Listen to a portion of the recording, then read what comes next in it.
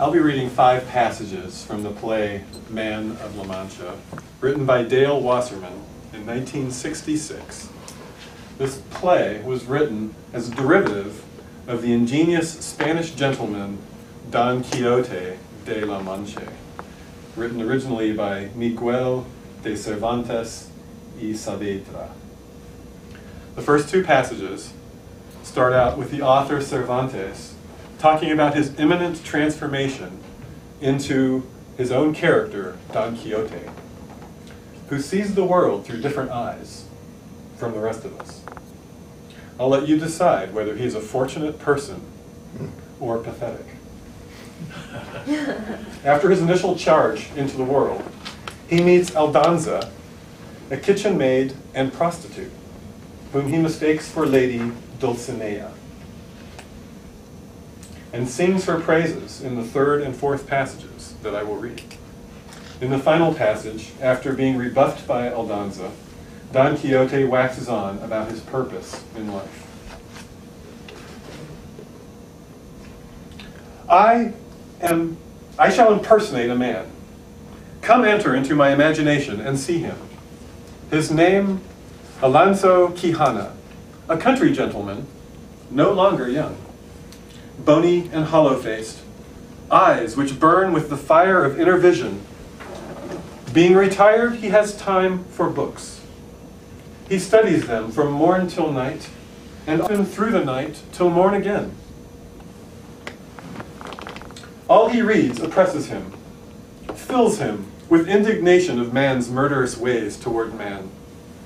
He ponders the problem, how to make a better world where evil brings profit and virtue none at all, where fraud, deceit, and malice are mingled with truth and insincerity.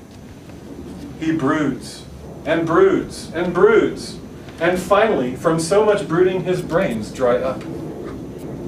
He lays down the melancholy burden of sanity and conceives the strangest project ever imagined: to become a knight-errant and sally forth to roam the world in search of adventure, to right all wrongs, to mount a crusade, to raise up the weak and those in need.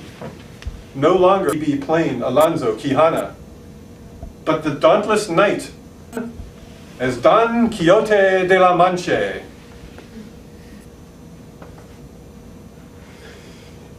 Hear me now, thou bleak and unbearable world. Thou art base and debauched as can be, and the knight, with his banners all bravely unfurled, now hurls his gauntlet to thee. I am Don Quixote, the Lord of La Mancha. My destiny falls as I go, and the wild winds of fortune shall carry me on, oh, whithersoever they blow. Whithersoever they blow, onward to glory I go. Hear me, heathens, and wizards, and serpents of sin. Dastardly doings are past, for a holy endeavor is now to begin, and virtue shall triumph at last. I, Don Quixote, the Lord of La Mancha, my destiny falls, and I go, and the wild winds of fortune shall carry me on, oh, whithersoever they blow. Whithersoever they blow, onward to glory I go.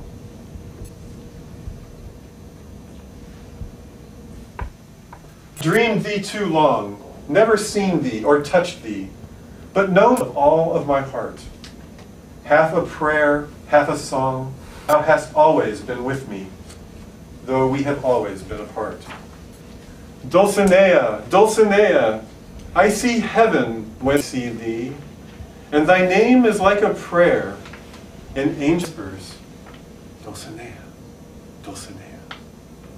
I reach out to thee, do not tremble and shrink from the touch of my hand. Let my fingers but see, thou art warm and alive, with no phantom to fade in the air. Dulcinea, Dulcinea, I have sought thee, sung thee, dreamed thee. Dulcinea, now I found thee, and the world shall know. Dulcinea, Dulcinea. each his Dulcinea that he alone can name, to each a hiding place where he can find the haunting face to light his secret flame.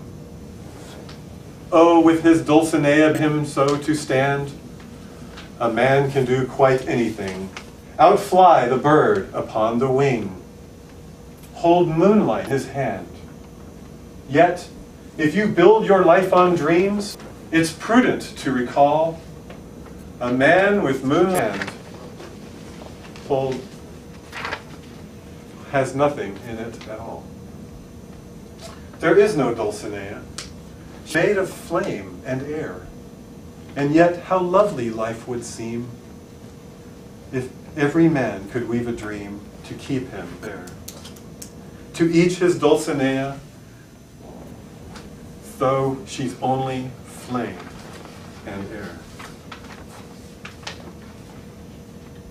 To dream the impossible dream, to fight the unbeatable foe, to bear with unbearable sorrow, to run where the brave dare not go, to right the unrightable wrong, to love pure and chaste from afar, to try when your arms are too weary, to reach the unreachable star. This is my quest, to follow that star, no matter how hopeless, no matter how far, to fight for the right without question or pause, to be willing to march into heaven, to hell for a heavenly cause.